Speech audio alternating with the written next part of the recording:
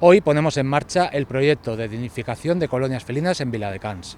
Es una actuación que busca mejorar el bienestar de los gatos comunitarios y al mismo tiempo la convivencia y la salud pública de nuestros barrios. Con el método CER y la colaboración de las entidades y los cuidadores, dignificaremos las 43 colonias durante todo el 2026. Es un paso para un Viladecans más amable, más ordenado y más saludable para todos y todas.